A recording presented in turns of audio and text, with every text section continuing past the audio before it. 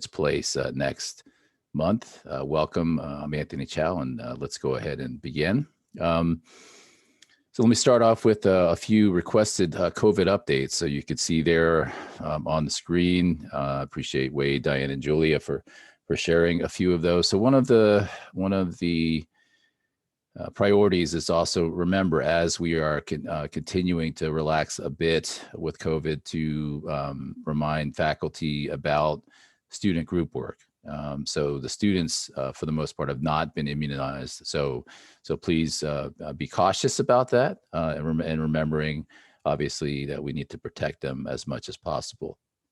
There will be updates for the vaccine clinics coming for students soon. There also will be news about the graduate ceremonies coming very soon as well. Let's see, potential adoption of the new CDC change from 6 feet to 3 feet in terms of classroom distance. So that's still being discussed.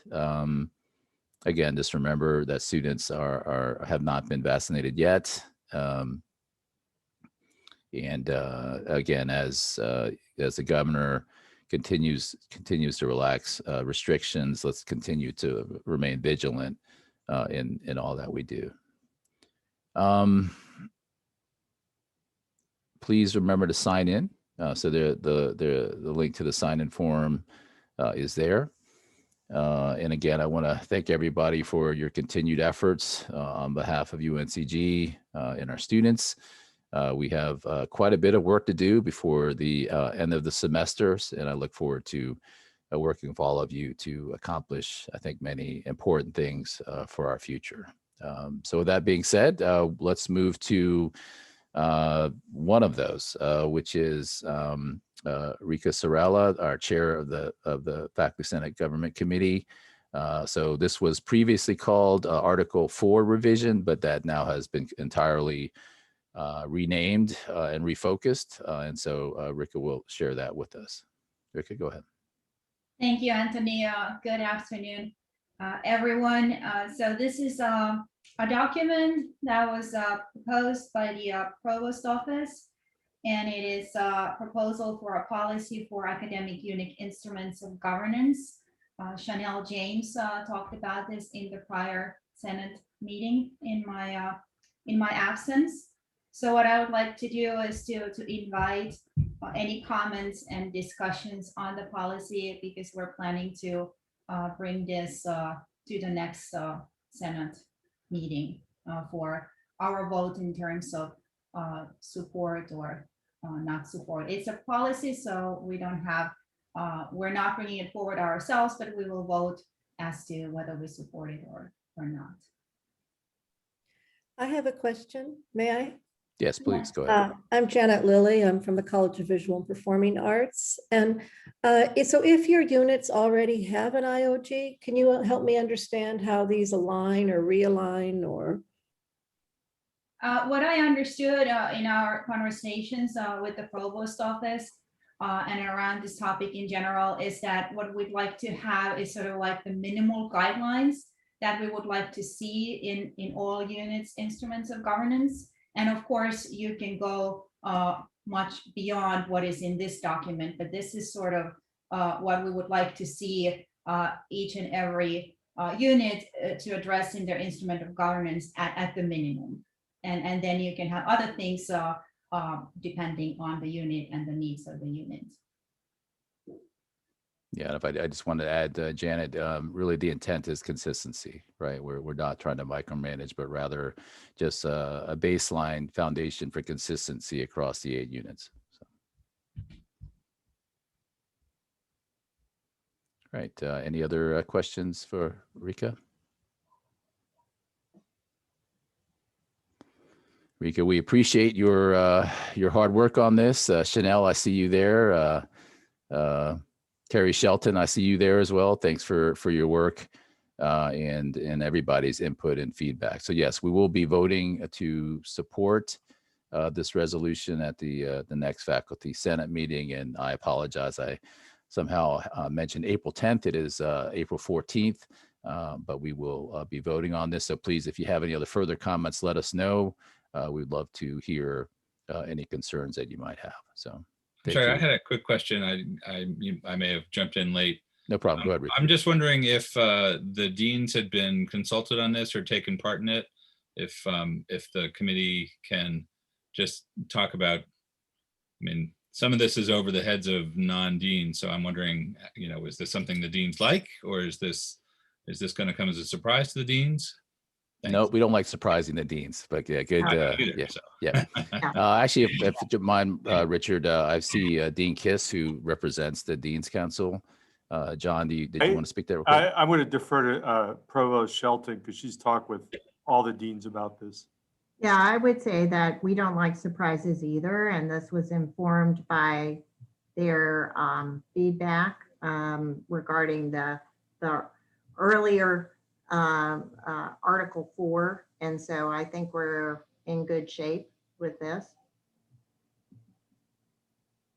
And this really goes back, as we said before, kind of to the earlier initial intent from Provost Dunn in terms of, again, Anthony, as you said, getting consistency across. Yes, thank you, Terry. Thank you, John, for all of your work on this. And a good question, Richard. And absolutely, we the initial version of Article 4, I think, obviously was our first attempt, and it wasn't very successful, which is why we ended up going with the policy as opposed to a revision to the Constitution. So, okay, Rika, anything else? No, but if anything comes to mind, then please be in touch with my committee or with Anthony, and we'll be happy to hear your thoughts. Great work, as always. Appreciate it. Okay, so the next agenda item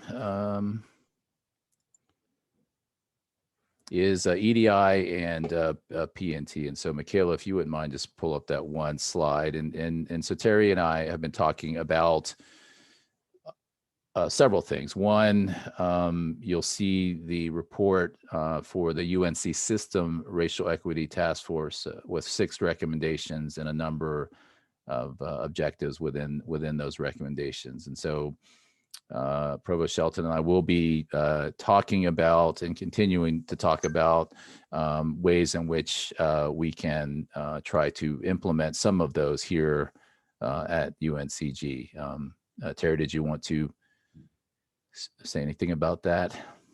Yeah, I think just continuing to look at, again, best practices. A lot of you are sharing things that you have heard, especially related to our previous forum on providing support related to COVID, where we know there are going to be continuing impacts as they move forward. Obviously, some of these things will require lots of discussion and budget and moving forward, but just making sure that we are both keeping in mind the EDI work that's being done across the campus, led by not only Andrea Hunter, but the deans are doing things in their own units, the faculty committee on this, and how do we create a community that really sustains and supports each other. So I would say more to come, including, part of my work is to, along with Anthony, is to summarize and leave a good roadmap to move as many things along as we can before the new provost comes in, but make sure that they hit the ground running and not have to go back and replow this field around that. So that's pretty much it. Great, thank you, Terry. And so kind of building on what Terry said, let me discuss these 3 really quickly, and then also talk about her request that we really have a faculty-wide discussion about what our priorities are in terms of the budget. So the first of all, and these are all just topics of discussion, obviously, retroactive pay is one of the primary ways in which other universities are addressing EDI-related issues and for those who have their tenure clock frozen. So, as you know, we have had 2 of those, and so the equity issue is the loss of salary increase due to the freezing of that clock. And so the retroactive pay is something that is being discussed. Obviously, that's a huge issue. And I know that we're continuing to discuss that as the primary way to try to address that.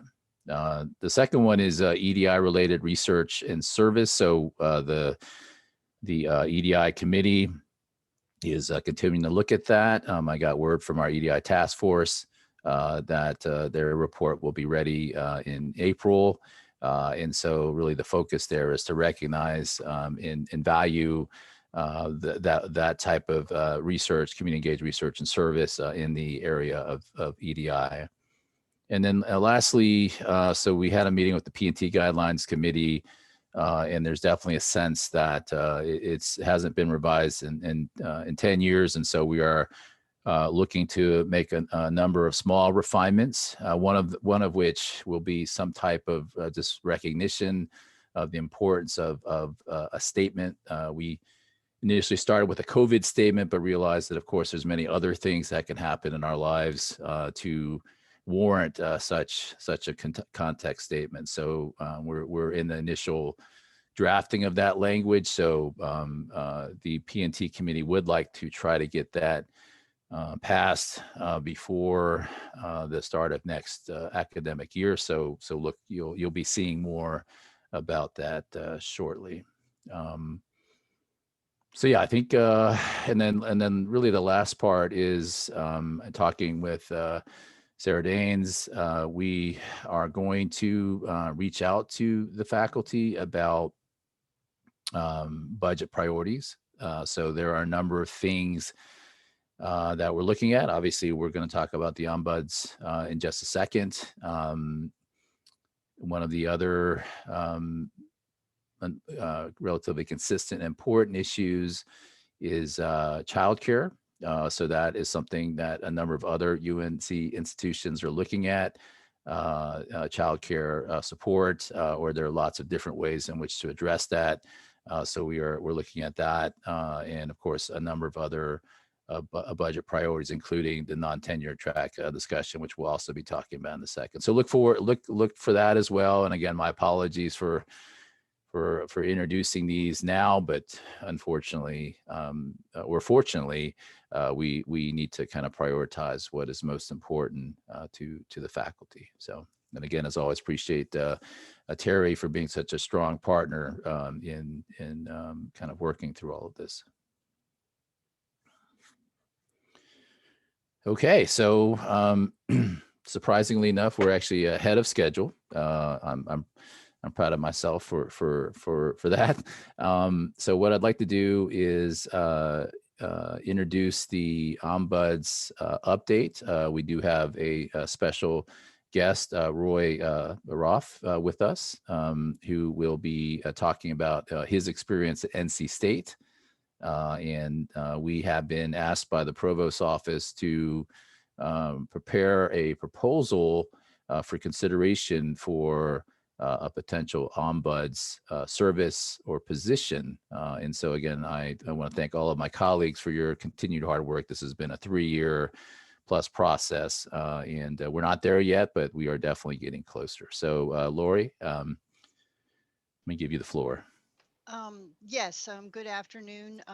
Last month at the Senate, I did talk about where we currently are in the proposal stage. Actually, it was 5 years ago that a resolution was passed that had a proposal with it for the Office of the Ombuds.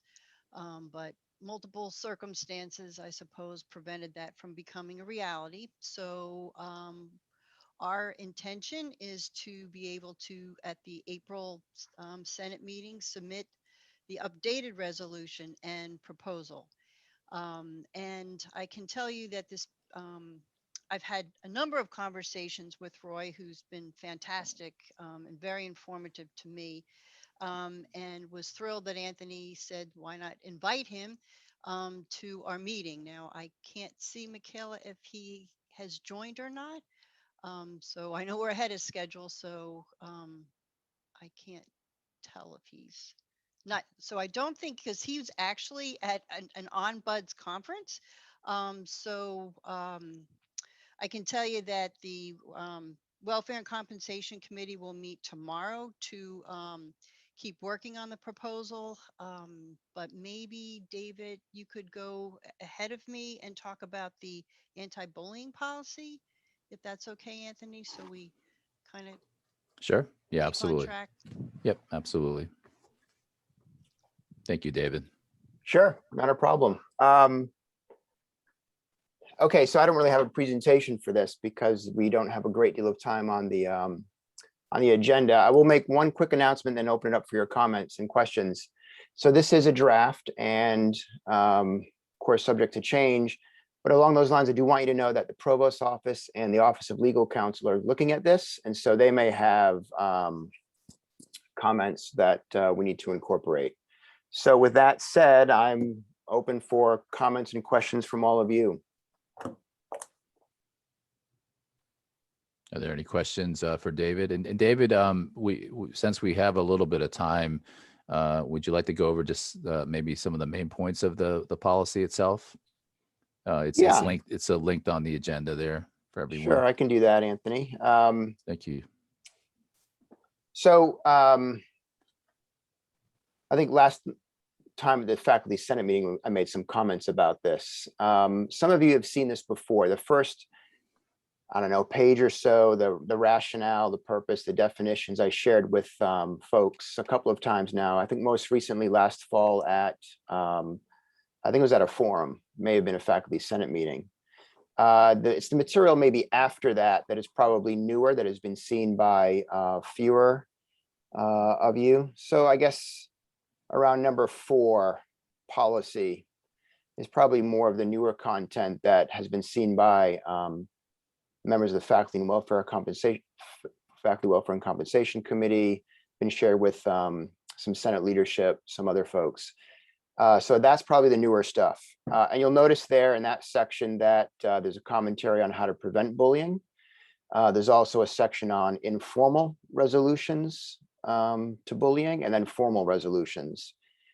Based on some conversations and in my own mind, I think the formal part is probably the section that has so far raised maybe the most comments or questions, has the most review, because that's where it involves a formal response. So some kind of complaint, some kind of perhaps investigation. So that formal section is worth a close read. A lot of this is informed by state level HR policy. We have an HR policy related to bullying already. This is also informed by what other universities in the system, what other campuses in our system have done, as well as some campuses around the country. So it's kind of comment on where some of this came from. You can see that I recommend, the draft recommends some kind of team of faculty. I don't know what we end up calling it. I've called it a response team that would be elected and trained to respond to bullying. That is maybe somewhat different from some other of our committees in that the outside training is maybe not always a part of what they do. But it does resemble some things that are done with, say, Title IX, for example. And then the draft has tried to be specific, but without being overly so. So I don't know if you have, all of you have thoughts on whether there's too much or not enough kind of detail here. I had more details at some different points in drafting this with others, but I removed some of the details because it seemed like it was maybe getting ahead of ourselves. And I do think that there should be some room for those faculty who are elected and trained to do this work to fill in some of the details for how to do that work based on their training. So those are some things that I think are newer and I've been kind of thinking about and talking about with others. And again, let me pause again and see what comments or questions you have for me or for others. Anthony, this Thank is you. Bev Fairclough. Can I ask a question? I can't find, I'm sorry, my screen is messing up and I can't find where to raise my hand. So I'm just No being problem. rude. No problem. David, can you explain why maybe there's a explanation, a simple explanation here, but near the end of the document, it says that in 5 years, the file about the incident may be destroyed. And I was just curious as to why that doesn't just say will be destroyed, and who that's up to. I don't, that one Yeah. detail eluded me. Yeah, thanks, Bev. And I saw your email just before this, so I thought maybe she'll ask those in the meeting. I don't know. Honestly, I hadn't I hadn't really thought about that line may versus will. So I don't know why I chose mine instead of will, but it could certainly be will. Yeah. Okay. Yeah. And my other question that I emailed you about is, I just lost the connection here. There's a couple places early in the document when it draws a connection between bullying and not being willing to support the work of the university. And I was having trouble drawing that connection myself and thought maybe you would clarify that. Sure. Yeah, I think that's in the first, it is in the first section of the draft here. The idea trying to get at is that bullying, okay, so two things. One, I know some faculty have raised concerns that a bullying policy might get in the way of, say, freedom of speech or academic freedom.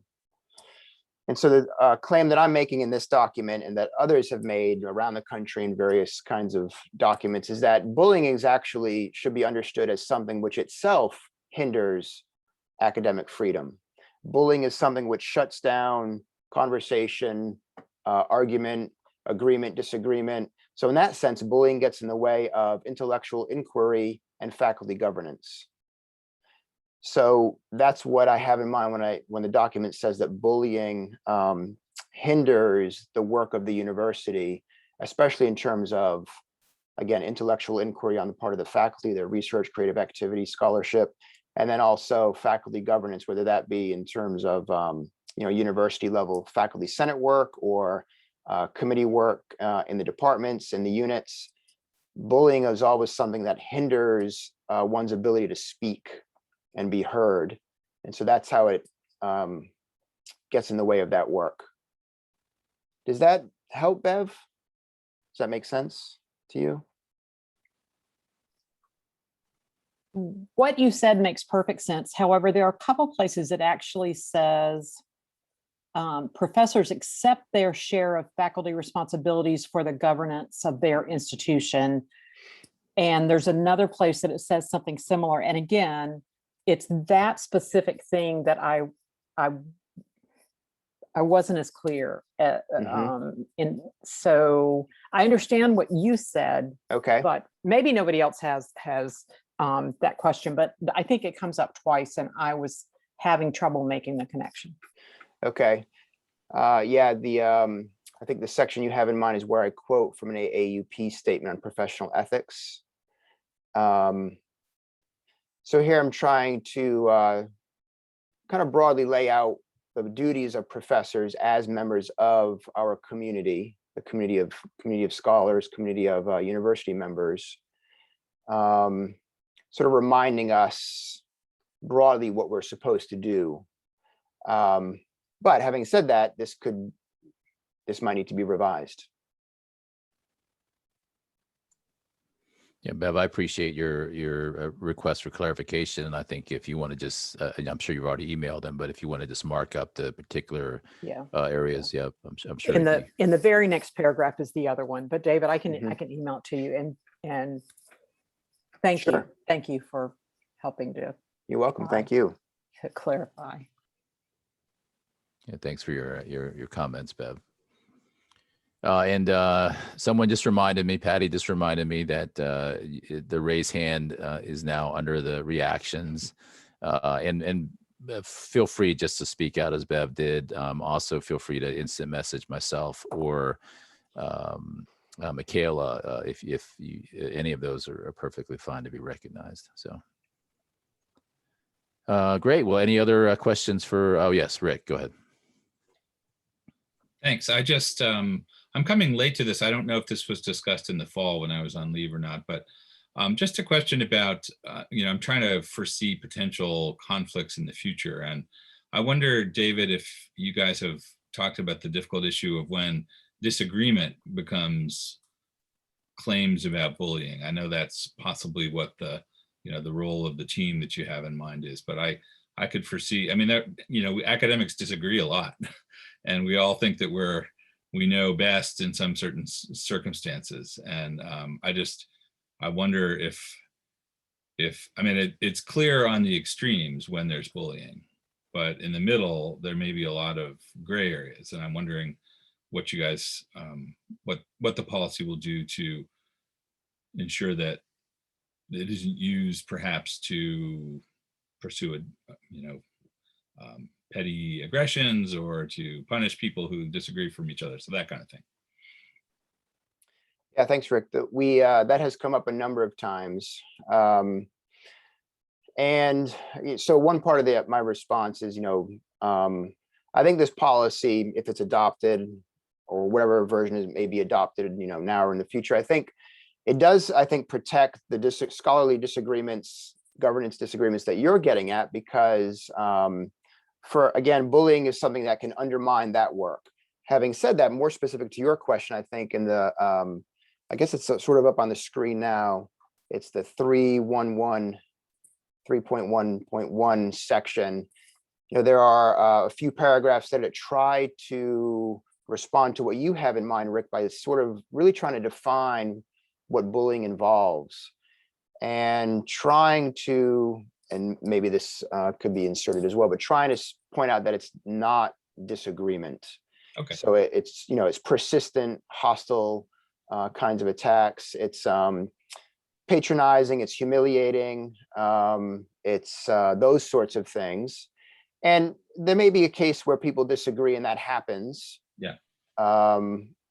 But I would guess in that situation, it'd be kind of a one-off kind of thing, and somebody would think better of it and perhaps apologize. They'd kind of work through that on their own. But when it, persists over time, then I think we're moving in this direction.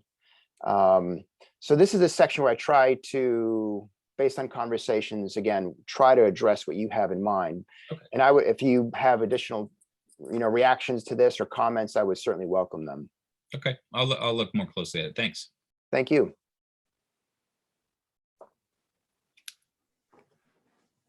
Other questions or comments from others of you gathered here?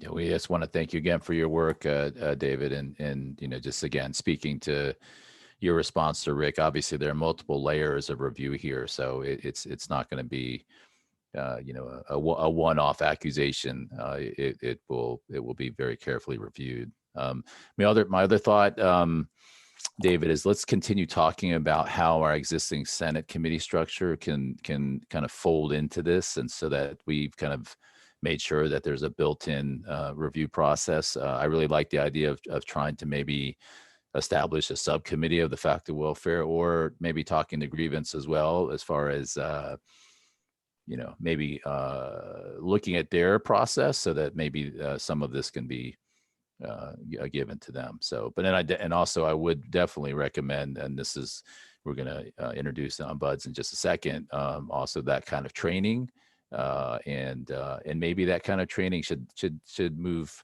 further into the frontline leadership as well, right?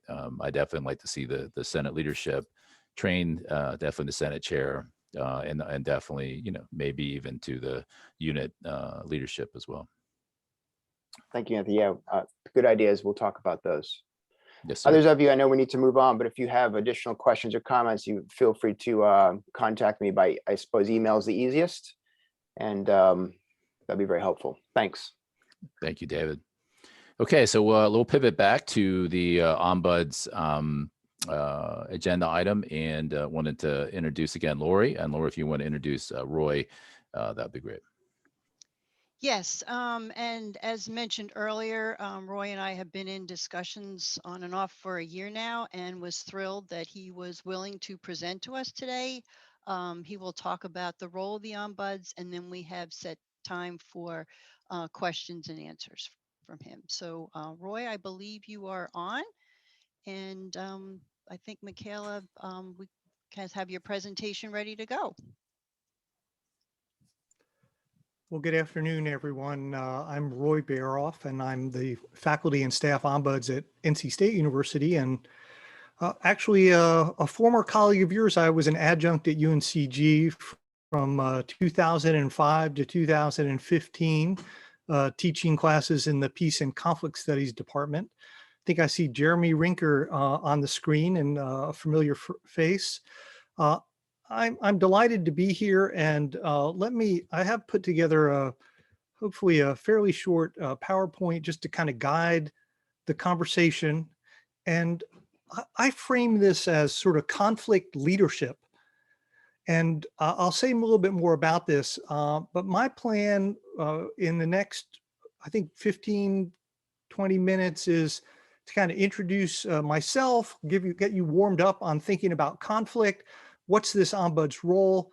And then to share with you some of my experience at NC State. I know you all are thinking about the ombuds role, and certainly happy to be a resource as other colleagues in the UNC system as well, I'm sure. I've got a little bonus skill item for you to take away with you, and sort of that's the plan. So real quick intro, you know, have been at NC State as the faculty staff ombuds now. I'm in my 7th year. I helped open that office. We opened the faculty office in spring of 15. We added staff services in January of 17. We have a separate student ombuds that's been around since about 14.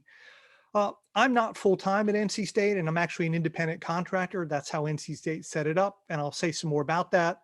I'm a professional mediator. I have a legal background. I still do some teaching. For example, I still teach a negotiations class once a year at Elon Law School. I'll be teaching again later this spring. So here's our warm-up.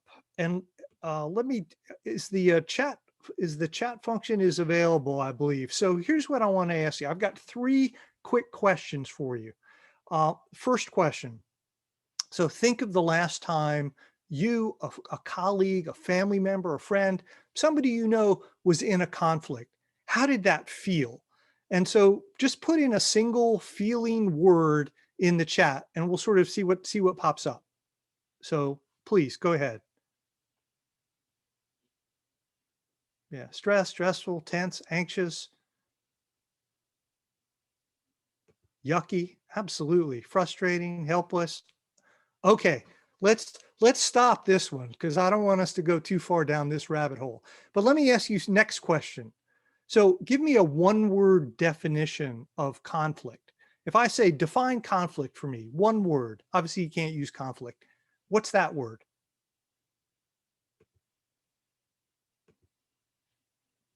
Clash, hostility, disagreement, miscommunication, different perspectives.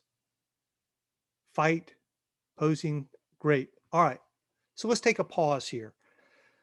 If you think about it, and I've asked lots of different kinds of groups over many years these 2 questions, and when you think about how it mostly feels and how we mostly think about it in defining it, we don't like conflict. We don't want to deal with it, and we prefer to keep it apart. Last question. So give me a 1-word definition of conflict that is purposely positive and constructive. What are those words?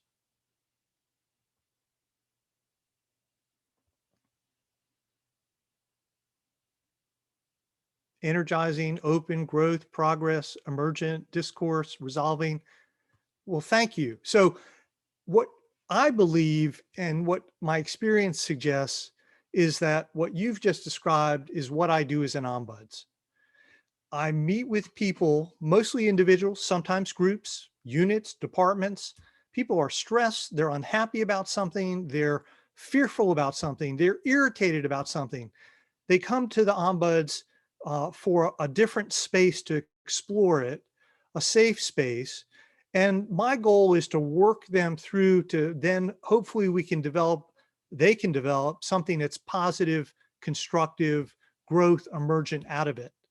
And so for me, I really think of the ombuds role, and how many of us think about it these days, is the ombuds as navigator, to help people navigate their workplace experience, to help empower them to make their own choices, to connect them with resources, and to coach them through that process.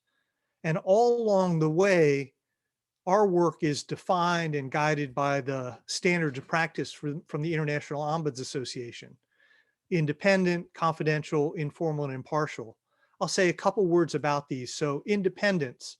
So at NC State, how is my office independence? I don't live in any one college. I'm not in a single department.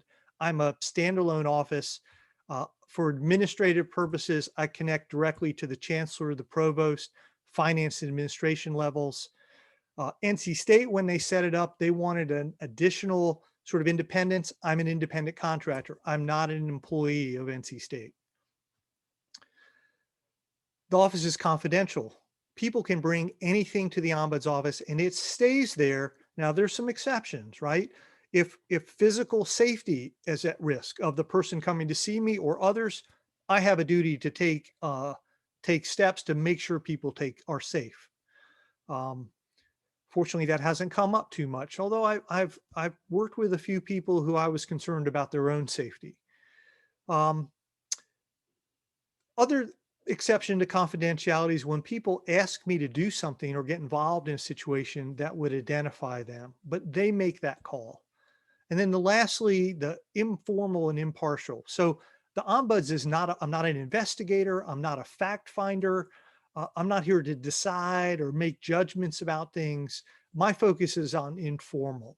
I help people navigate the formal, whether it's people thinking about filing grievances or what options might they have to address a situation formally. And lastly, I do all this work from an impartial perspective. So I'm not here to take somebody's side or the university's side. I am here to support people and the university in how it's addressing conflict. And that's really that conflict leadership piece for me. The rest of my background is I'm 40 years practicing and a professional mediator. I have a legal background. I've really come to believe that how people and organizations deal with conflict are leadership skills. And so I think of my role as ombuds is to help people make their own decisions about sort of leading through their own conflict, and also to help NC State think about how does it deal with conflict. I work with individuals, groups, and certainly the university. What do I do? Case by case basis. I listen to people a lot. I give people time. People ask me, how long is a meeting with the ombuds? My first meetings with people are typically an hour or more to really explore, who a person is, particularly for a faculty member. I often start with, introduce yourself to me, tell me about yourself as a faculty member here at NC State. And then, let's get to what's important to you. I help people strategize and coach them through conflicts. I also not only work this individual role, I also serve the university, so I can surface issues, trends. I reach out to people across the university to say, something's come to my attention in your sort of area of responsibility. Are you aware of it? I do that without sharing identity. So it's a sort of a confidential way to surface issues. So I'm going to pause there, and that's kind of my first piece at what is an ombuds, what do I do? And then I've got some data for you, numbers of cases, types of cases. I can either pause here and take a few questions. We can go to the end and field questions. Lori, give me some guidance. What would be helpful for you and your colleagues? I think you could go ahead, and then at the end, folks would have questions, because I know you have some very interesting data that you share on your website. Okay, well then I'll listen. I know this has been a kind of a quick view, but I'm going to just keep going, and then at the end we'll service for some questions. So I'm at NC State, right? Data is important. I collect lots of data, and a range of ombuds offices do collect a range of data. Here are the cases. People ask me, what is a case? A case is when somebody contacts the ombuds office for help on some issue related to NC State. And you'll see most ombuds offices seem to do from 1 to 2 to 3 to 4% of their constituency. So they're not high volume offices. I serve, at NC State, we've got about 2,400 faculty, about 6,400 staff. So it's just under 10,000. I'm at about, 2.5%. So here's a kind of over the last now 4 years, what my caseload has been.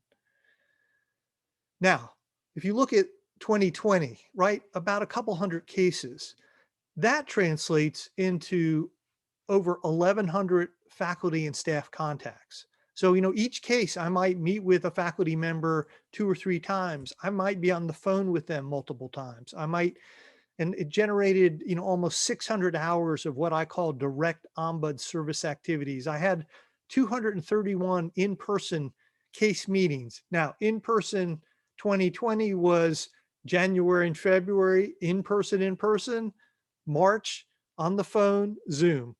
And that's still how I'm doing most of my work. What kinds of cases come to the office? The International Ombuds Association has a sort of uniform case reporting. And I will note that in addition to my work at NC State, I'm actually on the board of directors for the International Ombuds Association. We are about 1,000 member organization from around the country, not just the country, the world, doing organizational ombuds work. But these are their case categories. Direct report or evaluative relationships are the most of what comes in. People have concerns about where they work, who they report to. Sometimes it's about mission or vision of a unit or a department or a college. People's values come into play. Peer relations are important, and so on. And this slides deck will be available for your viewing. Here's some sample cases, and I tried to think about, what are some faculty cases I've dealt with. A faculty leader who, within their responsibilities, there were some faculty staff issues going on, and they wanted some help strategizing that. I've helped facilitate some authorship issues. Not that ever comes up, right, with faculty. Our, retention, promotion, tenure stuff, career, retirement. You name it, I've talked to faculty and staff about it at NC State, and now my 7 years. So it's really a broad range. And when people ask, well, when should I come to the Ombuds office or what should I bring? I always tell people you can bring anything to the Ombuds office because it's a great first place to start. It's confidential, it's really safe. You can figure out where else you might want to go. And there's like no risk. So faculty visitors, right? And that's what we ombuds, when people come to see us, we call them visitors. That's a technical term. They're not clients because we don't have an attorney-client relationship. We don't have a counselor or psychologist, or doctor-patient relation. We don't have that. So we call them visitors. So last year, out of the, numbers of faculty that came to see me, 55% were tenured, 7 on the tenure track. At NC State, we now refer to our other faculty as professional track. And then the 10% other could have been staff with a faculty issue or student with a faculty issue. So a real mix of people that come to the Ombuds office. So just a few more slides. I do a post-contact survey. I ask people that have come to the office to give anonymous and confidential feedback. The paired questions that I think are really interesting when you think about starting in an Ombuds office and what impact it might have. I ask people Question 5, if you had not used the Ombuds office, what do you think you would have done? And then question 6, after using the office, what did you do? And I've highlighted a few things that I think are important. You know, if they hadn't used the office, they would have really struggled on their own. And now with the Ombuds, they're trying to move it forward. And then, you know, filed a grievance, met with an attorney, left the university. You can see that there are big impacts here. Sometimes I don't judge whether they're good or bad, right? Because some people leaving a position might be a great thing for them. They might be getting a promotion, or the institution might say, we're glad they're headed off. But this is what I've gotten in 15 to 25% per year response rate. All right, so last slide is my sharing of an idea for you as faculty and others that may be in the forum. This comes from Bill Eddy, Megan Hunter. They run the High Conflict Institute in San Diego.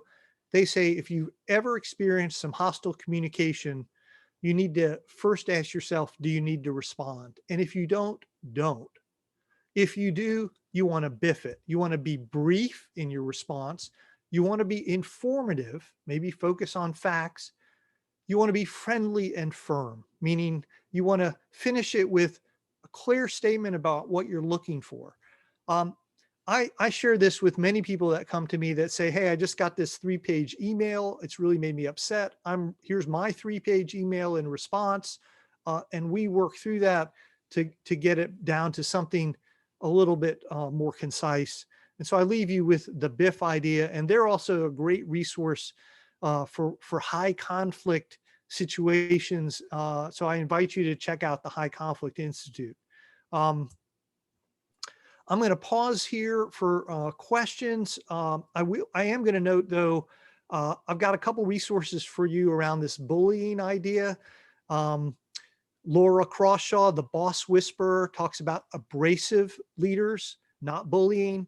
I just left the IOA conference. We had a speaker yesterday talking about how to deal with bullying in the workplace, and I'll pass those resources on to David and his group.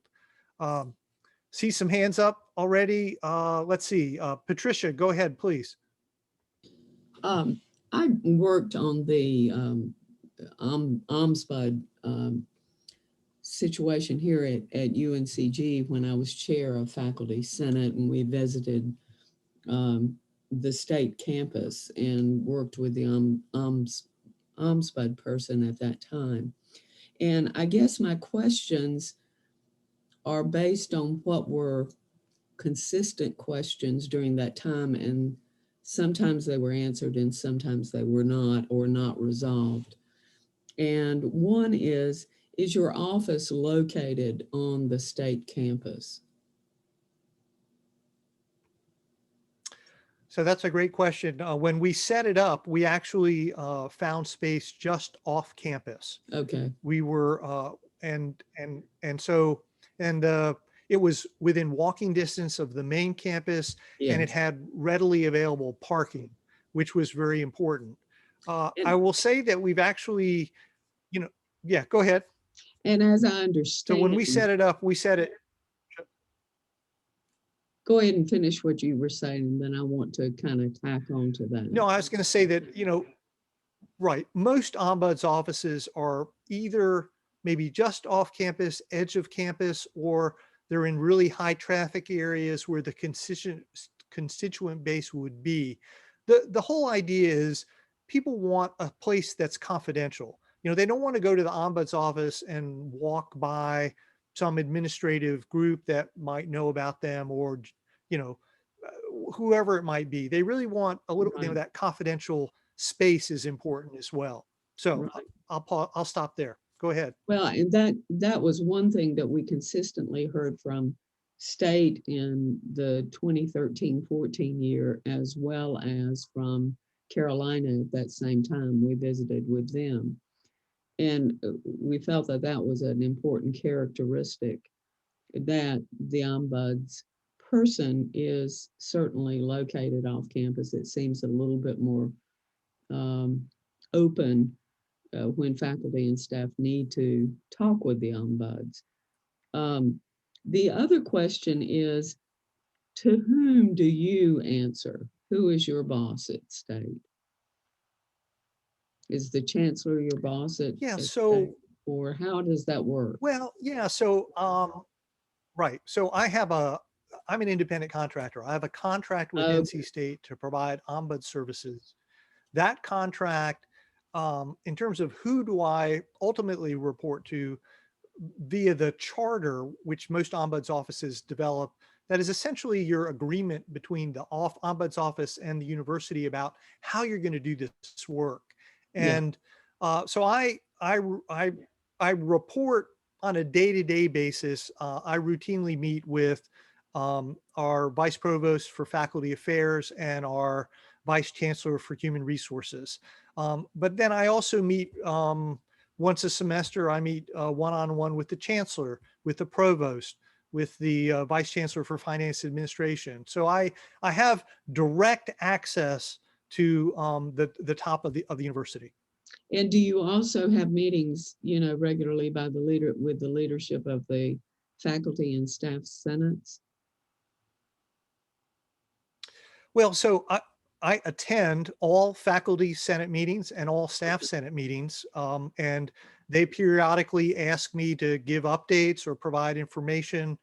I've been invited in both settings that if there was a topic that I had information that was pertinent to the discussion, to feel free to chime in. So I've been attending faculty senate meetings at NC State since spring of 15. It's given me a little a window into some of the issues that are important to you as faculty. So yes, I'm routinely attending those meetings. Yeah. Try to our university council meetings I go to. I do lots of presentations. Over my first 5 years, I visited 65 different faculty departments in person to give introductions. Part of the ombuds role is to be out and part of the university so people understand perhaps how I could be of assistance to them and their experience or their unit or their department, whatever it might be. Yeah. I'll pause there. Some other hands up. I think Jeremy, do I see your hand up? Yeah. Yeah. Hey, Roy, it's nice to see you. I was just following up on the former question. I'm just curious if you could speak to kind of the advantages and disadvantages of that contractor kind of a status, because I think that's an important piece of what you do. Yeah, so I as in most things, I think there are some pros and cons. I think when NC State decided to set up an ombuds office, it made sense to, bring on a contractor to kind of get it started, see how this was going to work. I will say that I do, and so for that reason, I think there are some pros. I think initially faculty and then staff, when we had a staff, they appreciate the idea that I'm not an NC State employee, I'm not a state employee. NC State pays me, right, under a contract, absolutely. But I'm not an employee of the university. So people, I think, kind of like that. It adds to that level of independence. I will say that some of the cons to it are that I'm not as fully connected to the university in some ways. There are, and I think there might be some other opportunities about things that an ombuds could do that are sort of beyond maybe the scope of my contract in terms of the ombuds work. So for example, I have a lot of background in training, in conflict resolution, teaching. Could I do some more of that kind of work? I do a little bit of it. I think there's some other aspects that there are some pros and cons. And I will tell you that probably, I think there's somewhere, I had this conversation recently, there's somewhere between, I don't know, 450 to 500 academic ombuds in the United States. I would say 98% of those folks are employees. There's only a small percentage that are contractors. However, I think the contractor role is developing more. I know some people up in the Boston area. I know a colleague who's there. They have contract ombud services for 2 different smaller universities that didn't feel like they could support a full ombuds, but they wanted somebody part-time. So I think there are pros and cons to it. Other questions? Thank you, Roy. This is Anthony Chow, the Faculty Senate Chair. We really appreciate you visiting with us. Patty, it looked like you had another comment or question, or were you? No, the only thing that I was going to add to what you were saying, Roy, was that it is important, and I'm sure that this is at the top of your mind as an independent contractor and as the ombud, that you maintain a balance between all leadership factions on the campus. It's not just, meeting regularly with the upper executive branch, but also seeing the faculty and the staff leadership as part of that executive branch. Is that true of an effective ombuds type setting? Right, absolutely. Yeah. And in fact, so I have what I call the Meet the Ombuds program. And Yeah. so as an example, and it connects with your question, early on when I came on campus, I met with, for example, our director of housekeeping, wanted to know about this ombuds role, how might it work? And then, so I met with her, and then I met with her leadership team. And then I did 17 Meet the Ombuds meetings out in the field at 6:30 in the morning and 6:30 at night when people were coming on and off our housekeeping. I went and met our housekeepers where they're at. So it's very important for me as ombuds to, as you say, not be perceived as sort of Right. only serving or being part of the leadership. That's why it is really, this independence is important. Access is equally important Right. to the whole range. And so, yeah. And I see there's a question in Thank you. the chat about full size. I guess I'll leave that for you. I've ever worked with the entire department around sort of toxic culture. Yes. I've done some work, some projects department wide. And in any event, listen, I really am delighted for you all to be having this conversation. It's whatever I can do to be of assistance. And there are certainly other UNC system colleagues, ombuds that would be happy to be helpful with you, for you. So just let me know, let us know what we can do to help. So and I guess I'll just step off and let you all, continue with your meeting. But thanks very much for the invitation. Thank you, Roy. Appreciate it for joining us. Thanks for all your help. All Take right. care. You're welcome. Bye-bye. Bye. Yep. Okay, so Lori, we appreciate you inviting Roy to join us, and obviously let's talk offline about the next steps and obviously Roy's suggestion and input in terms of how best to move forward. And Kim's question about our size compared to NC State, I think is a good one. And I think we also heard about sharing with faculty, staff, and I think a student ombuds is also interesting. So we'll talk about that on offline. Thanks for all your help, Lori, as always, in leadership on this.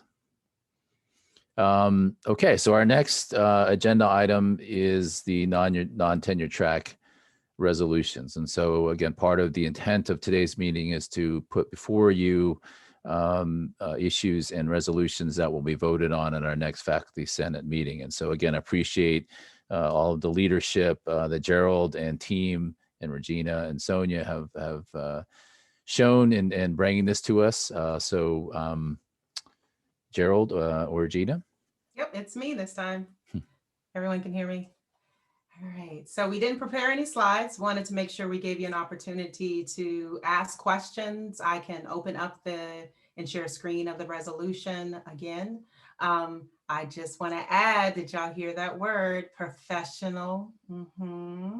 So I'm excited. I think we should just know that that is the sun and the moon aligning, and that is a nice direction for us to go. So would you like me to share screen and go through the resolutions? Okay. So hopefully you're able to join into that Google document. We've shared it so that you can see the 3 resolutions that we're working on. The beginning part is kind of our way of explaining it to maybe a dean, a chair, or a faculty member who's new to the process. Again, we just learned how to put resolutions together, so we shrunk the resolutions to try and make this very succinct. So if it's okay, I will kind of open it up to resolution 1. And then ask you to open your mic or to have the chat going so we can see any questions that you have, any recommendations you have for us. This is all for you.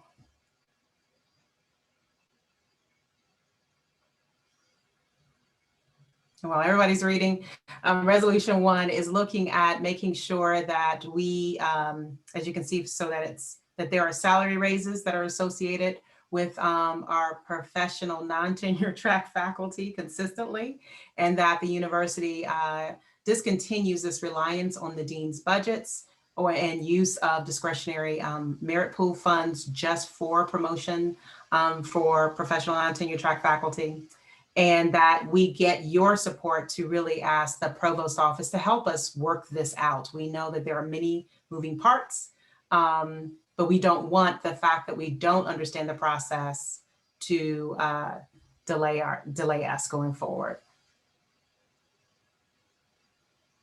Questions? Thanks, Regina. Yes, any questions about this? Comments or concerns? Okay, go ahead and. Ooh, all right. So next one. And you'll see on the side that there's comments there. We're still, again, we're processing. This is to unify the rank title definitions of promotion criteria. So we know that this is even harder to do, but we are asking that at least we recognize that if we have done this for the tenure system, that we can also do this for the professional non-tenure track system. We know that there are currently, for example, lecturer and senior lecturer requirements in some units. There's AP in some units. There's also clinical professor at some units. It may be that we keep those titles, but it could be that we spend a little time seeing if we can unify some of them.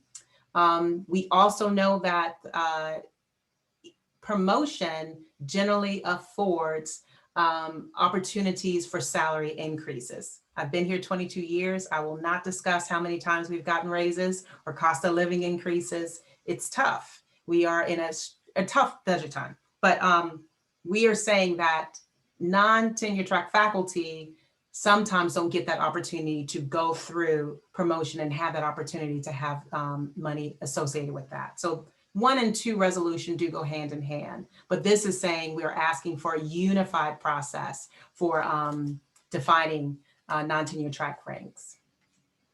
Questions?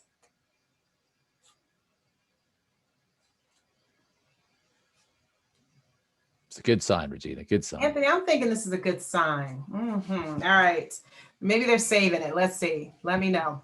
All right. So the last one is, this is a little prickly. I've gotten some feedback saying to standardize the minimum contract lengths tied to promotion. There have been, and I just want to be upfront with that, some concern about, well, if we do this and there's a tough budget year, what does that mean? What does that look like? We are all really contingent faculty as non-tenure track faculty. So we know that if there is, unfortunately, another budget tough year, that we may lose personnel. This should not stop us from recognizing that there is an equity issue to having faculty sometimes not know about their contracts in a certain amount of time, or that sometimes faculty who have been here and serving for 5 to 10 years still are on a 1-to-1 1-year contract. So that's kind of the give and take here. Any questions, comments, or feedback for us?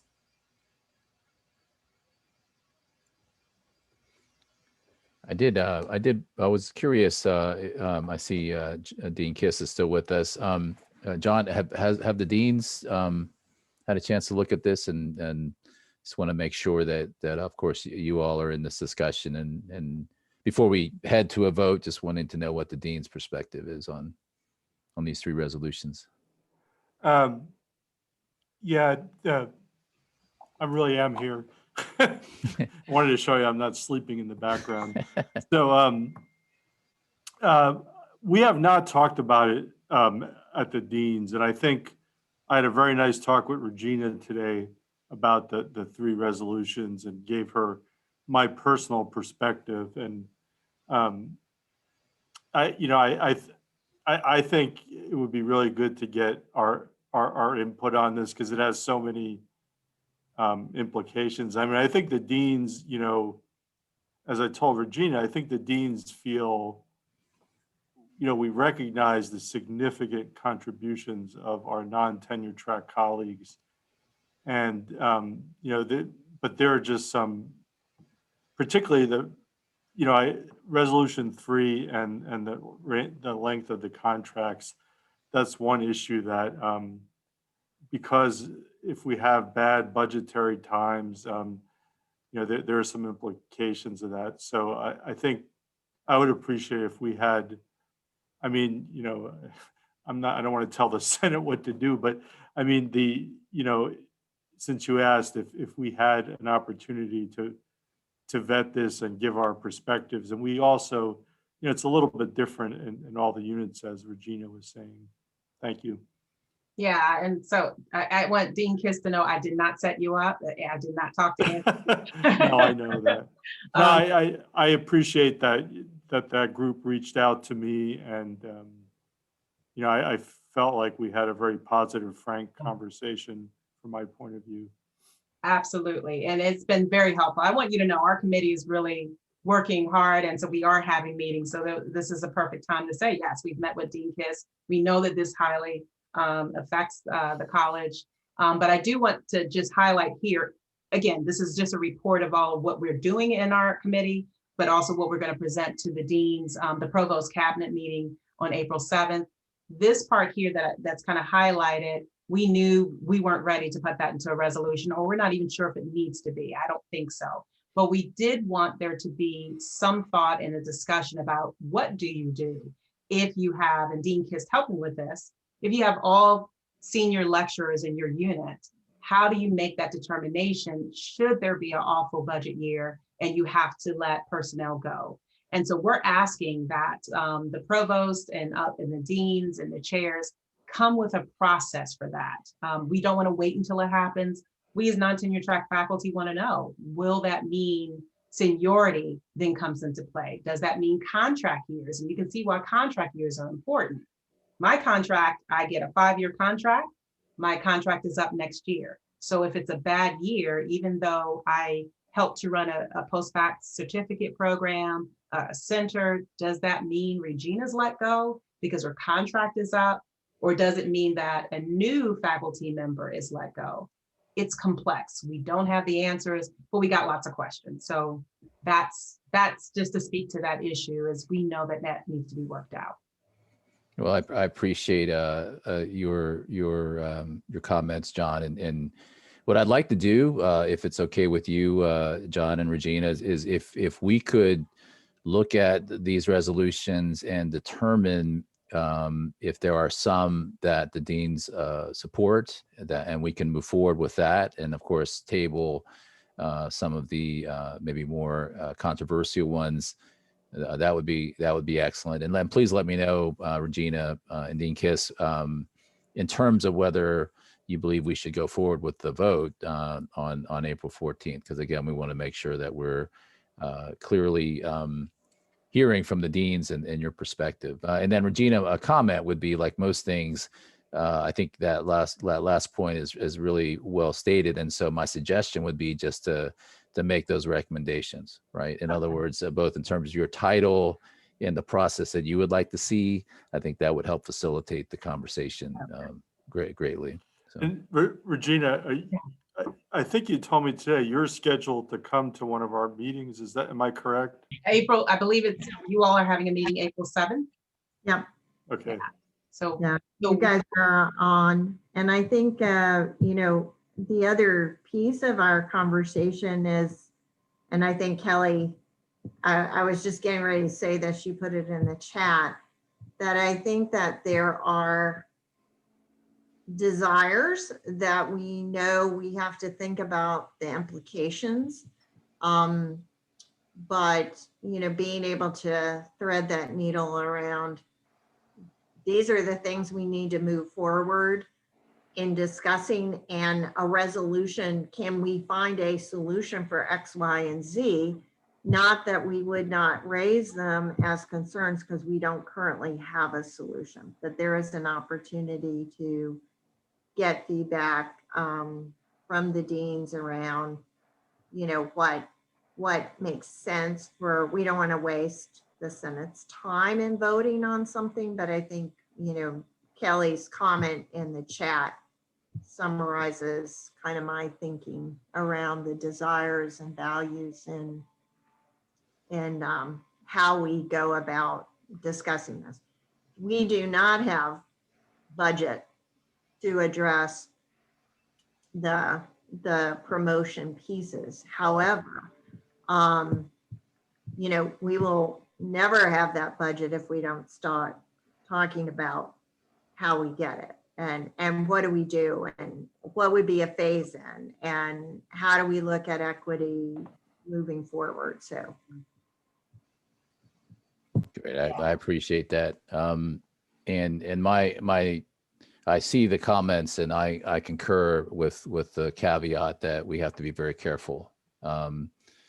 There's of course a lot of UNC system discussion about tenure, non-tenure, and the budget. So I do understand what everyone is saying, and certainly we could proceed forward. But I also think it's good practice to work very closely with the deans in terms of what is viable and practical, especially within the prioritization of the budget that Provost Shelton has challenged us with. So let's also keep that in mind. So, but yes, I appreciate that. David, did you have a comment? My apologies for not recognizing you earlier. Oh, that's okay. I just, a question for clarification, I guess. I think I know the answer, but Regina, this does not really cover faculty who teach on a per course basis, correct? We're talking about non-tenure track faculty, full-time faculty Yes. with 1 year plus contracts and not the others. Yes, and we didn't have enough data to really show how many faculty are part-time.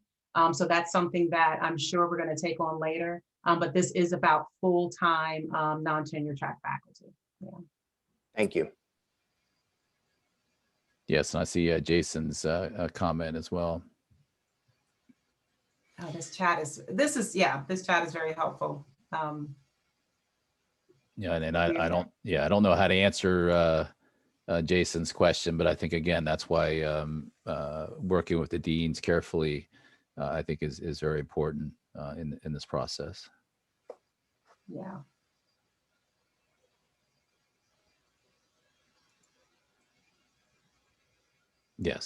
Yes, and again, great, excellent work, Regina.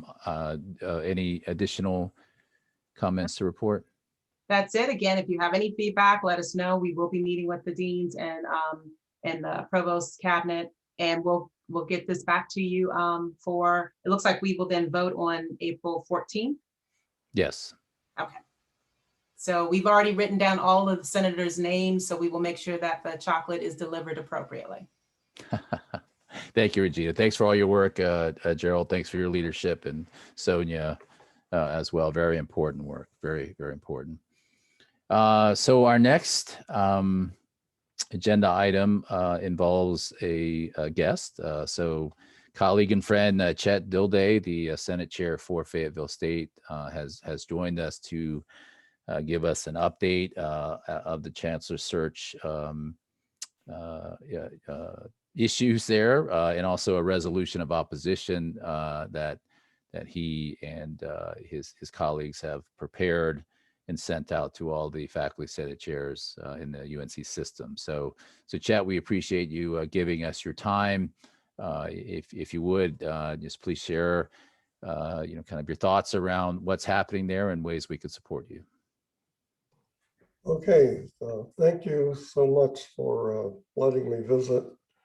And I want to start by saying that I think all of you, or at least some of you, are miracle workers. Why? Because somehow between 2007 and 2011, you were able to get one of my daughters through to her degree in just 4 years. It took me 9 years to get my first degree at Ohio State. So I think you're miracle workers. So I just want to start with that. Do you mind if I show you just a few slides? So if I could share my screen. I don't know if I have permission. You do yet. have permission. Yep, go ahead. Mhm.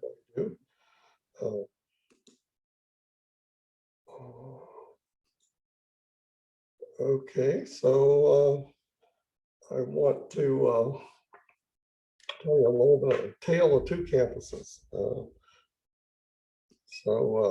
And after I tell you this, I just want you to know that your campus might be next. And so I think you should pay attention, and all the campuses should pay attention. So what I'm talking about, of course, is what I call Hans' rule. And if you remember, when he started this new policy where he could insert names into searches, but since two universities had things going on already, searches for chancellors, that ECU and FSU would be exempted.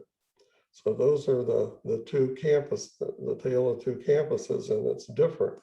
What actually happened at FSU is very troubling. It took like the entire COVID time, and just so far, and a few months before that, for the committee, which I served on. And by the way, I need to tell you that some of the things that I'm saying now are things I read in the media and heard about in the media, because I had to sign a very stiff non-disclosure agreement. So I can't really talk about specific people or even things, apparently, that happened. So these are things that I read that happened through the media, okay? So what I read was that the committee selected around 6 out of 60 candidates, and got down to those 6 and had a very important argument over whether those 6 should be sent on, and only 5 of them were sent on. And then after those 5 were sent, and after President Hans visited in a closed session with the Board of Trustees, they added the one dropped from that final 6, and that's the one he chose. So I think that's something that we should pay a lot of attention to, and I'll be glad to answer all kinds of questions or talk more before questions. But what can you do about this before it happens to you? I'd like for you to pass a resolution, either the sample one we gave you or one that fits your interests more.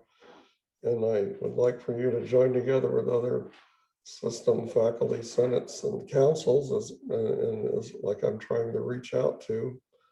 And I would like for you to ask Faculty Assembly to take some more action. They took a little at the beginning, but I think it's time right now for them to take more action. And I would like to suggest that you form alliances and coalitions with the other stakeholders involved in this, including students, staff, even though staff are a little skittish about getting involved in this, the AAUP and any other organizations that might be out there that have an interest and want to help faculty and staff, especially alumni and HBCUs. Even alumni have a lot of other organizations that are interested in what happens to the people who go to HBCUs and form alliances and people with them. And that's the end of my very, very short slideshow, and I'm hoping I can get to stop sharing on my monitor. Yes, I did. So that briefly is why I'm here. And let me Thank you, answer Chad. questions. Yeah, I really appreciate you kind of clarifying very poignantly what happened. Any comments or questions for Chad, or thoughts or reactions?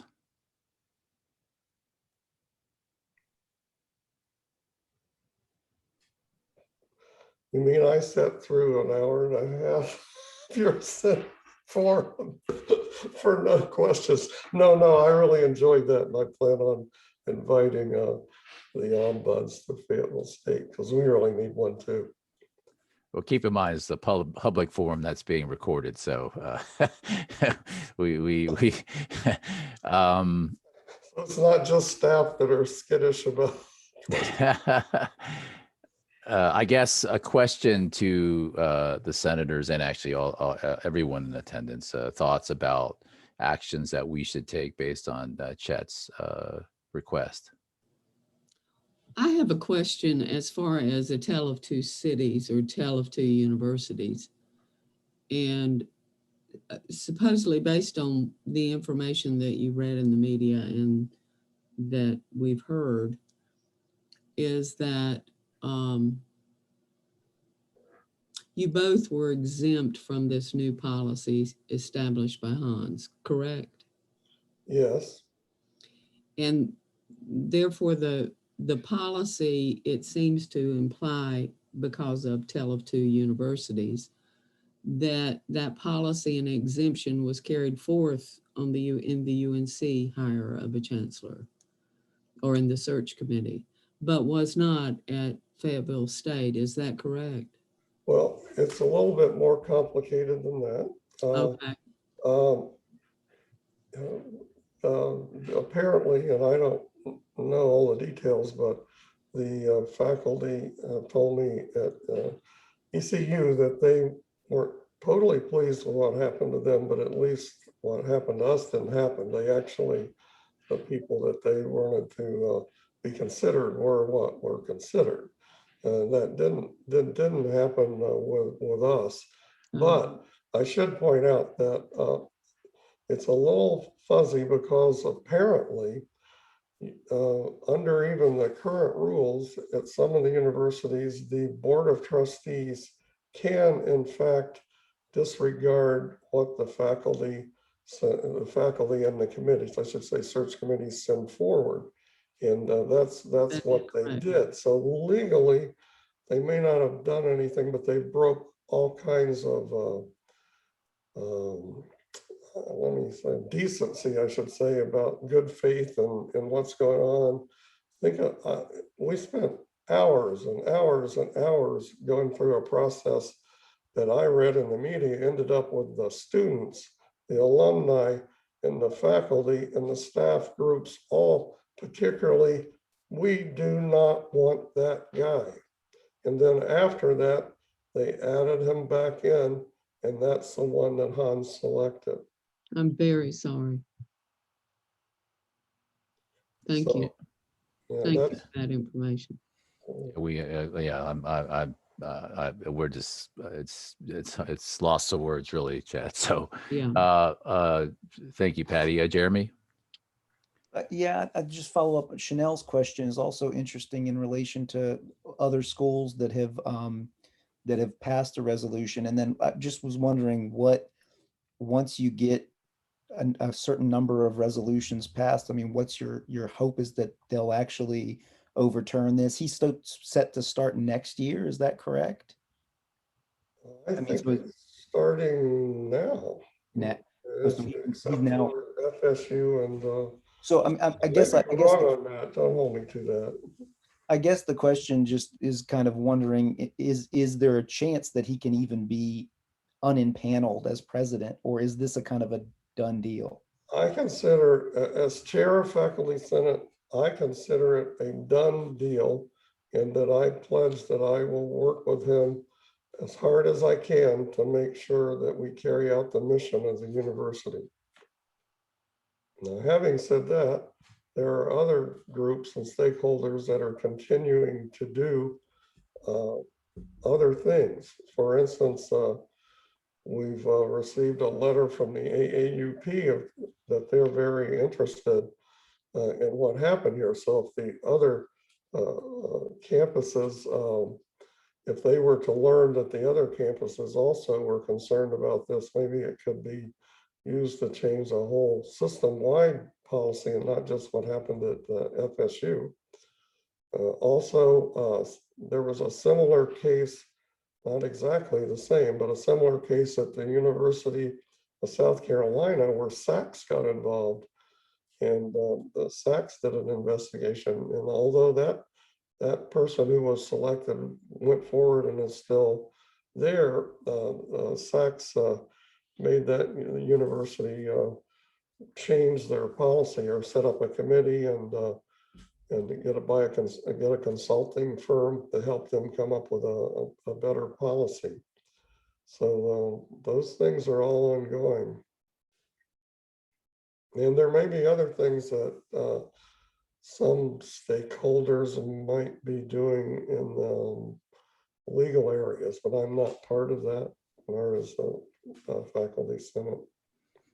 Yeah, I just wanted to add to what Chet said and kind of answering your question, Jeremy. I think that as Spoma put, one of the our priorities has to be to really challenge that loophole because obviously, regardless of what's happening at Fayetteville State, this is very concerning.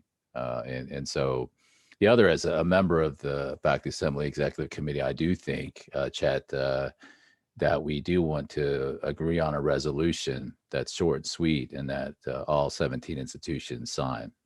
So I think that that is where this is headed. And you'll be happy to know, Jeremy, that there are a lot of offline discussions happening that I think will present a unified front to really address this issue. So yeah, it's very disappointing. And obviously, really, it cuts against all of our principles and values. And so we must stand on this, especially because of the loophole and the precedent that's been set with this moving forward in the future chancellor searches. So. Some people are linking this kind of a policy with the policy that just became clear to everybody about the layoffs and cutbacks. House Bill 432, I think it is. I don't know about the number, but some people are saying that's another example of more and more power and decision making going to a few people at the top of the system, and goes around some of the safeguards built in through other North Carolina policy about higher education. Well, Chad, again, we thank you for joining us. Are there any other comments or questions for Chad? And I thank Kim Kapler for pointing out what I consider that it was objectively racist that it was done to FSU. Yeah. ECU. Yeah, no, I think it's also a very important point. And the question was asked, did we pass a resolution? Yes, we, believe it or not, it was September in which we passed a resolution, and it really seems like a lifetime ago, but we have not passed a resolution in opposition to what has happened at Fayetteville State. So we definitely need to do that. Definitely, by the fact that it happened at HMSI is very troubling as well. So and also the fact that the individual that got the position was the former chair of the Racial Equity Task Force, who resigned and then became the chancellor. So it's very concerning. This is a very, yeah. So you have our support, Chet. We have been talking about this via email, and we will be proceeding with the resolution.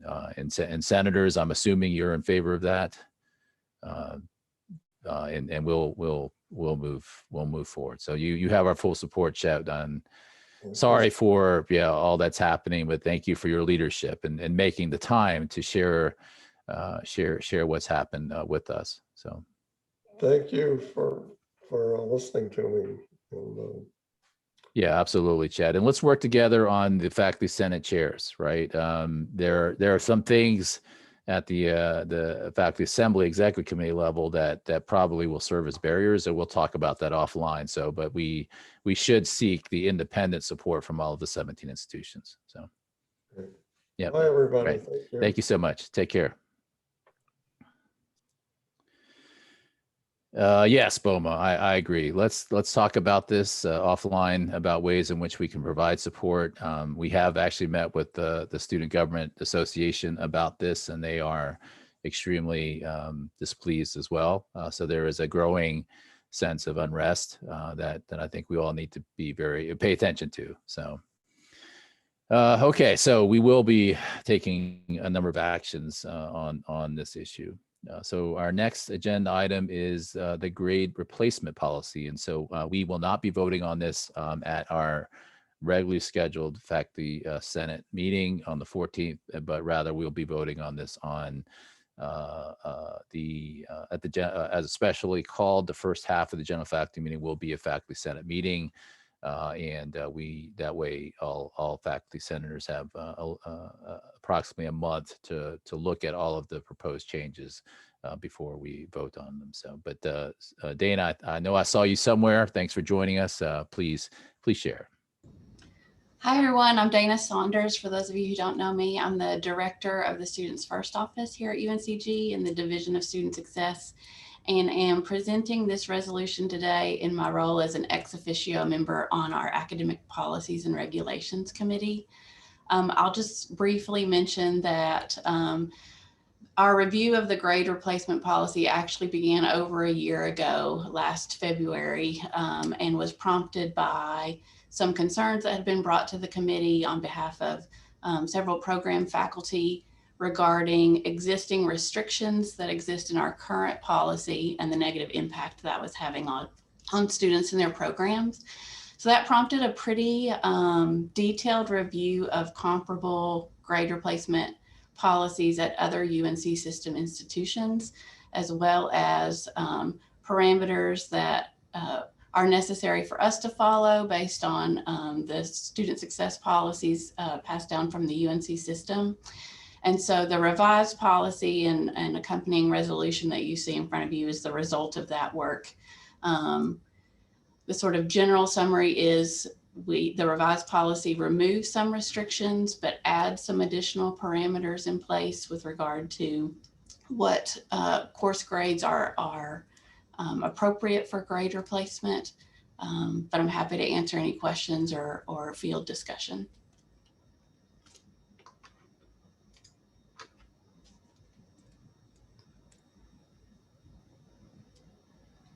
So as Kelly mentioned in the chat, this is regarding the undergraduate.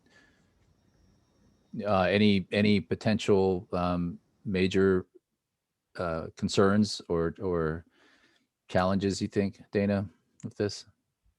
I don't think so. It's been shared pretty widely, both with the Academic Advising Council at the university and also at our Undergraduate Studies Council, which is a newly formed group of all of the undergraduate program directors from each of our departments. So it's been vetted from those perspectives and has been pretty widely, I think, received, and any comments or issues or concerns have already been addressed in the existing revision. Great, thank you, Dana. There is a comment by Kelly to run it by council. Has that happened? General counsel. Yeah, general counsel. They have some strong opinions on what this should be. You want them. Okay. So that's a recommendation that comes from Kelly. Okay. Appreciate that. Rick, go ahead.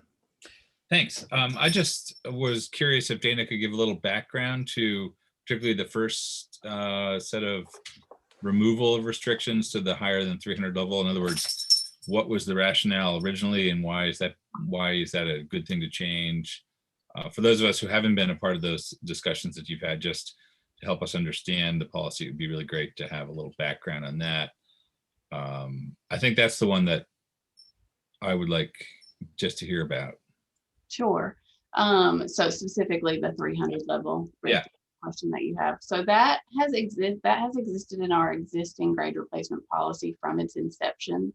I think the general sort of historical context of that is that the grade replacement policy, when it was initially conceptualized, was intended primarily for students that were transitioning into the university and in the earlier phases of their undergraduate career. The motivation primarily to remove the restriction that would allow students to utilize grade replacement for 400 level courses is that in our review of other UNC system institutions, of each of the institutions, there is not that course level restriction at any other institution. And so as we dug into this policy, there was a real interest in more closely aligning with what we saw at our other sister institutions. And so since we were the only one that had that given restriction, the idea was that it would be appropriate to remove it as part of this. Sounds reasonable. Thanks so much. And Justin, did that answer your question? Really, I think this page really addresses the major changes. Yes, thank you. Okay, great. Thank you. Thank you, Dana. And let us know about University Council if there are any concerns in terms of having on the docket for the 28th. Thanks, will do. Okay, thank you, Dana. So the next agenda item is the grade appeal policy. We have Joy Bowles with the APRC. Hey, Joy, good to see you. Hi. Yes, I'm here. Thanks all for reviewing for our grade appeal. And yes, thank you. So with the grade appeal policy, we found some kind of issues and concerns. Part of this is as my role as a faculty fellow in undergraduate studies with Andrew Hamilton. And so I presented this to the APRC and how we can kind of update our grade appeal process. The major changes Michaela, if you scroll down to the actual, I've actually highlighted in red some of those main items that we've changed. There were really two major changes for this policy. One was in regards to the timing. Currently, our grade appeal policy states that students have up until 6 months to appeal a grade. As you can imagine, there are a lot of concerns and issues about that, from faculty moving to graduate students teaching to adjuncts. And so we felt that there was a need to really shorten this particular time frame to 90 calendar days, so to 3 months. So that's one major change. The other one is the Office of the Dean of Undergraduate Studies and their role in the grade appeal. Now, please note that students will not appeal to the Office of Dean of Undergraduate Studies. That is not its role. It's really used as a way to make sure that students and departments and units are being responsive and kind of taking care of making sure that the proper steps are being taken. It's also maybe used as a consultation for students so that they are aware of the process and so forth. So those are the two major changes. The other minor changes that you will see is that we put first we put undergraduate because it was unclear. It just said, the original one was just grade appeal policy. And so we wanted to make sure we have a recommendation to make sure we put undergraduate there because graduates, they have their own grade appeal policy, and also to put in the word final. We feel that was the intention of the original grade appeal, but we just wanted to make it sure that it was clear that we were talking about appealing the final grade. And that's what this entails. I lied. I said there were two major changes. There's three. And actually, Michaela, scroll down to the bottom.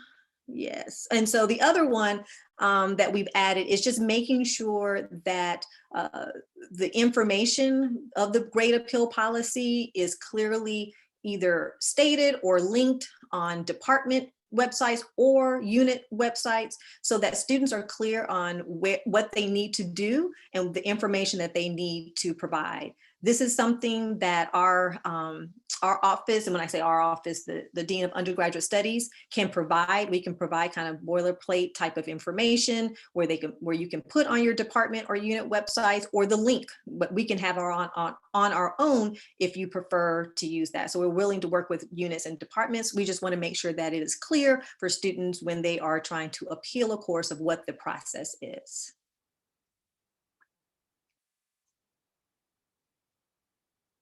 So any questions? And the other piece that you'll see in red are just clarification pieces that are there.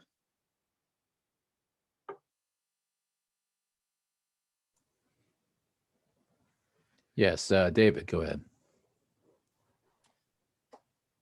Joy, and maybe also for Kelly Burke. So there are some situations, is it undergrad, it says undergraduate final, is it undergraduate student or undergraduate course? And I ask because some undergraduate students take graduate courses. So accelerated graduate program or accelerated degree programs. And I think there's another option. I don't remember what it's called, if it still exists, where a student near the degree can take graduate courses with the permission of somebody to do something for some reason. So who handles those situations where it's an undergrad student in a graduate course and maybe that course is counting toward both? Kelly, do you have insight into that? Because I would say primarily the focus is undergraduate students, because that's where the student is placed under. That's who, this ultimately the dean's office is this undergraduate, but I'm sure there might be some consultation if they're taking a graduate course with through Kelly's office and her process. Yeah, if it's a graduate course, it should go through the graduate appeal process. Now that we have the 400, 600 concurrent classes, unless if they're an accelerated master's degree, those would be the students that are taking a graduate level class or someone who applies for dual enrollment. So it's very rare now, except in community and therapeutic recreation, who's doing great with their accelerated master's degree. Thank you. But thank you, David. That's great. And so maybe we can put in there to make it clear that's for undergraduate courses.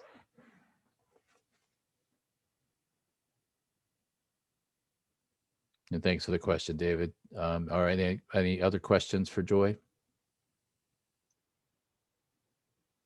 Okay, hearing none. Thank you very much, Joy, for presenting this to us, and compliments on putting a lot of the changes in red. I think that makes it easy to read.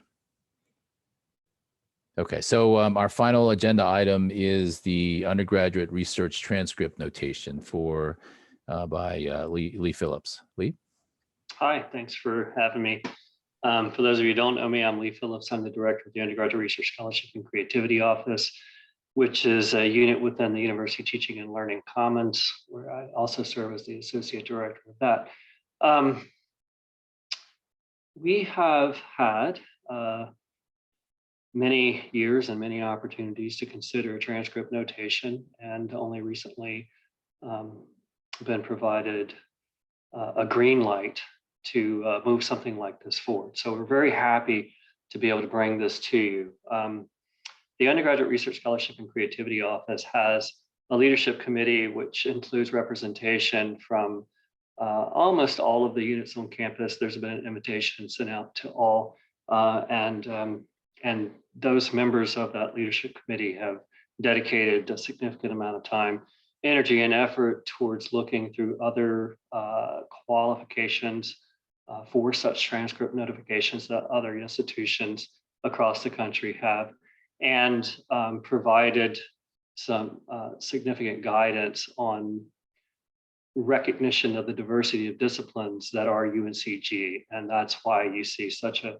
variety of information here. The intent is to provide students who do get involved in activities that go above and beyond the regular coursework with the opportunity to receive such notification or notation on their transcripts as early as possible.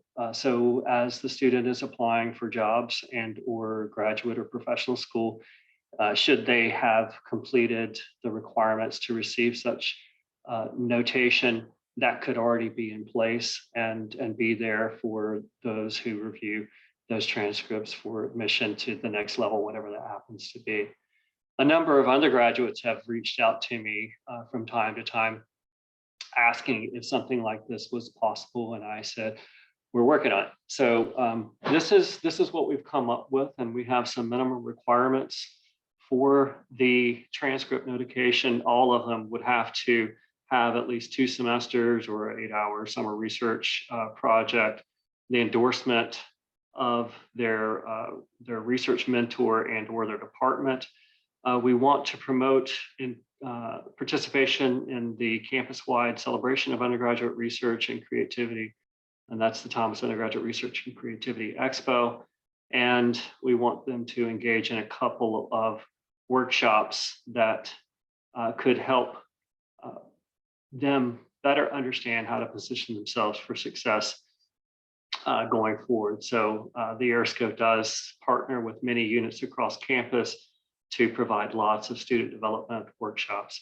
And then of course, we need to be able to capture some indication of how is this going and what can we do better. So those are the minimum requirements, and then 2 more on top of that, which are relatively, well, they're quite diverse.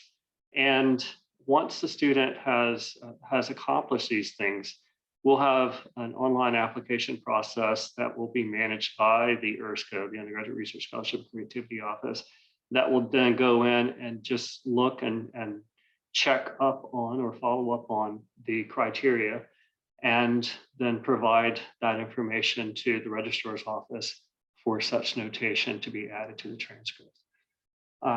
Those are the basics, and I am more than happy to answer, or at least attempt to answer, any questions that you might have.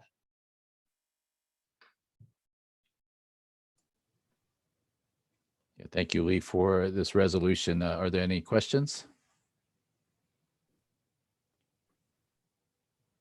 I would imagine this is not going to be a highly controversial one, Lee. A great job, and I think it's important to recognize that kind of work. So, well, thank you. I did fail to mention I'm ex officio member on Academic Policies and Regulations Committee, which is where this is coming through. We felt it should go through some proper channels. So, yeah, we appreciate that. And there was a question about timing. Yes, we're trying to abide by the 1 month general guideline. So this will not come up to vote until the April 28th special meeting, which again, it will just be the first hour of the general faculty meeting. Oh, yeah. So in terms of implementation, Lee? As soon as you all green light it, I am under the understanding, I have the understanding that we can get this thing ready for full student consumption next academic year. Wonderful. Thanks so much. Yep. Thank you, Lee. So are there any further comments or questions from the attendees or the Faculty Senate? Okay, hearing none. I did want, Chanel, could I talk to you? So I did want to, well, 2 things. One, I want to formally apologize to the Faculty Senate for an email that I sent about the Chancellor's Search Revision, because I spoke inappropriately about political persuasion. So my apologies. Bottom line is the Chancellor's Search Revision is concerning, but it is we should remain above politics and not label it as such.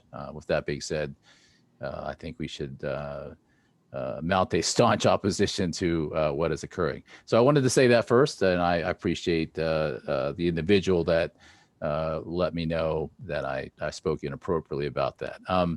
The second thing is the vote on the Juneteenth addition to the calendar. And so one of the concerns or questions is, do we need to vote urgently on this, or whether it can wait until our regular Faculty Senate meeting?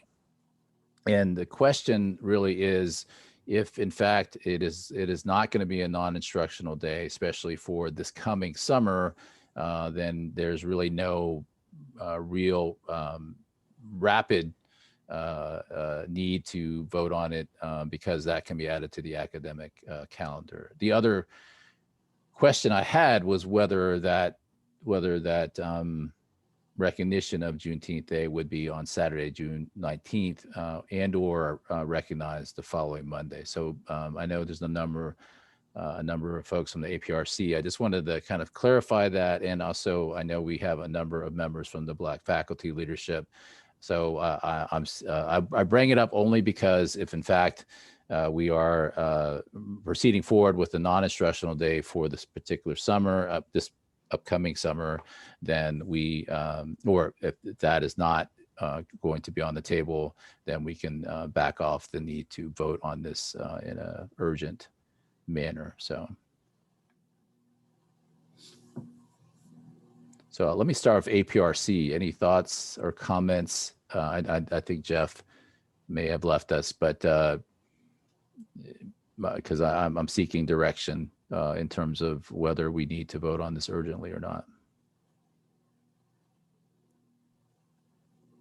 I thought the understanding was that we would have the discussions, but knowing that no change would be made this particular summer. Okay. Okay. So if that is, okay, so the discussions will continue. And Joy, in terms of the recognition of Juneteenth Day, was that for Saturday, the June 19th, or was that for and or Monday, the 21st? And I don't mean to put you on the spot. Yeah, because we've talked about many different things, and first of all, not identifying it necessarily as it's not June the 19th, and so it's not a specific date in that particular way. So yeah, I don't think we've gotten that far, because I think there needed to be that discussion in regards to the instructional part of it, the non-instructional part of it, should I say.